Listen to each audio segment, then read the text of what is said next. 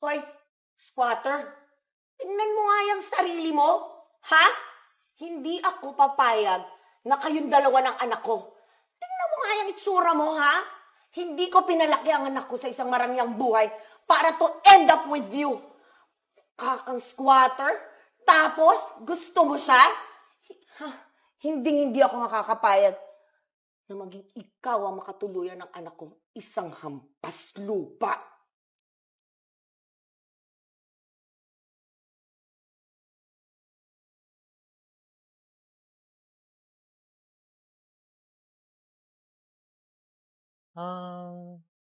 Happy Mansari Love.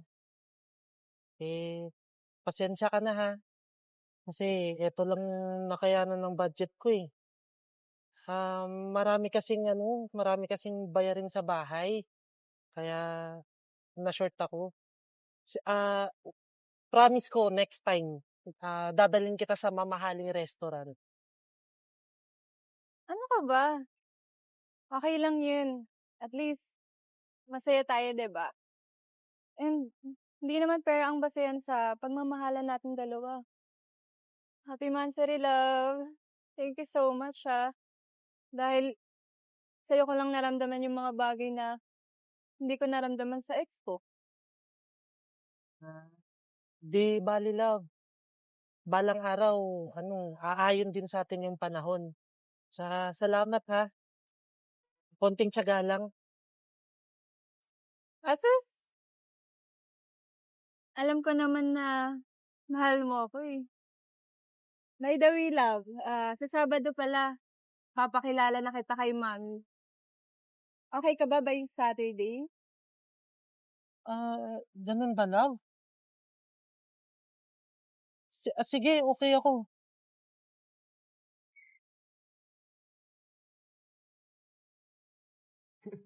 Anak, Nor's darating ang boyfriend mo.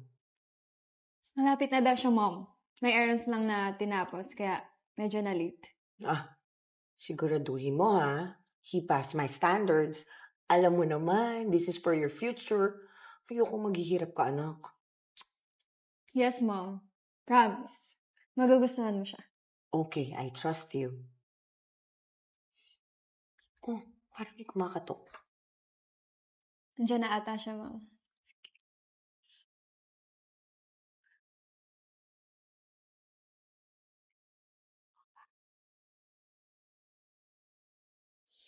Ay, salamat.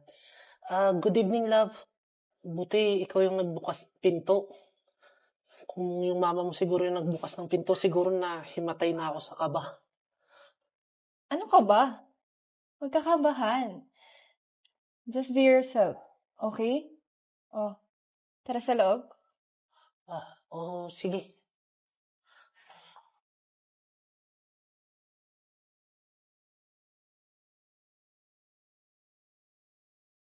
Mami! Si Benny po pala, boyfriend ko. Magandang gabi po, tita. Good evening. Where have you been? Sa palengke? Kasi yung suot mo eh. Saan ka ba nakatira? Doon po ako nakatira, tita, sa relocation site. Yung malapit lang po sa village nyo. Iwan ko muna po kayo para mas makilala niyo po ng maigi si Benny. And prepare na din po ako ng food natin para sa ating lahat. Sige. Thank you, Iha.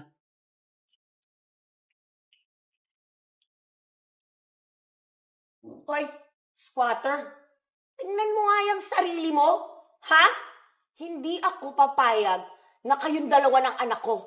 Tingnan mo nga yung itsura mo, ha? Hindi ko pinalaki ang anak ko sa isang marangyang buhay para to end up with you. Kakang squatter, tapos gusto mo siya? Hindi ako makakapayag na maging ikaw ang makatuluyan ng anak ko, isang hampas lupa. Tita, hindi naman po basehan yung estado ng buhay eh. Pag nagmamahalan yung dalawa.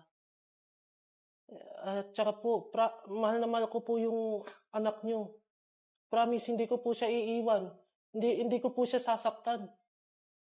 Hoy, wag mo nga ako matawag-tawag na tita at hindi kita kamag-anak. Tsaka sa tingin mo, yung pagmamahal mo, mabubuhay ang anak ko? Tigilan mo yung ilusyon mo, ha? Kaya ikaw, umalis ka na dito sa bahay ko at hindi ako makakapayag na mapunta sa iyo ang anak ko. Sang hampas lupa.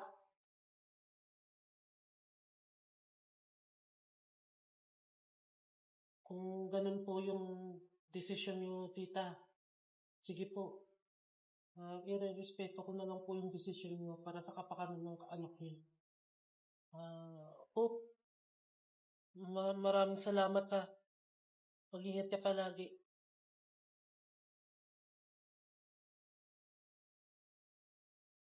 Mami naman, ganito na lang ba palagi? Of course, I have to do this. This is for your future. Diyos ko naman, anak, find a decent man. Hindi katulad niya na nakatira sa squatter na hampas lupa.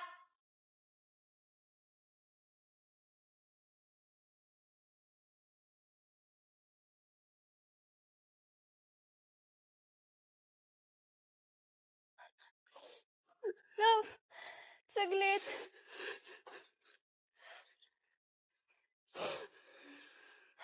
Hayaan mo na yung mga sinasabi ni Mami.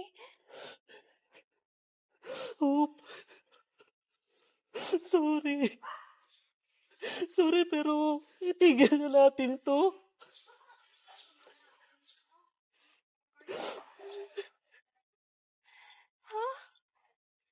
Bakit ititigil?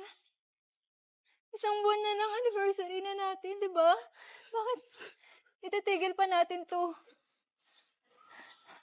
Masaya naman tayo, di ba? Nagmamahalan. Hayaan mo na yung mga sinasabi ni Mami. Hayaan mo matatanggap ka rin nun. Hindi man ngayon. Pero alam ko balang araw matatanggap ka nun. Yun nga, Hope. Masaya nga tayo, pero hindi naman kita mapapakain ng pagmamahal lang eh. Kung titingnan mo yung estado natin, napakalayo talaga. Mayaman ka, mahirap ako. Langit ka, ako lupa.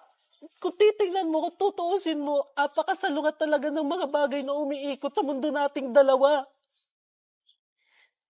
Eh ano naman kung magkasalungat yung estado ng buhay nating dalawa?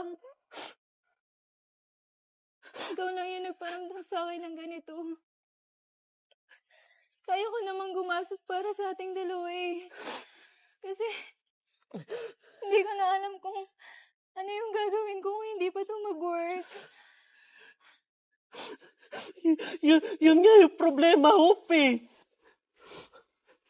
Ako nga yung problema kasi mahirap ako. Bakit ayaw mo ba kasi makinig? Marami pa naman dyan lalaki na maganda yung estado ng buhay ah. Yung mabibigyan ka ng marangyang kinabukasan.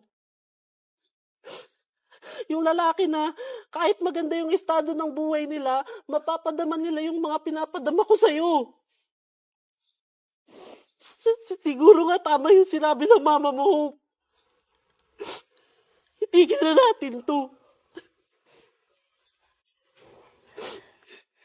Love, please, huwag mong gawin sa akin to. Hindi, Hope. Ginagawa ko lang to para sa kinabukasan mo. Basta, palagi mong tatandaan na mahal kita. Mag-iingat ka palagi, ha. Paalam.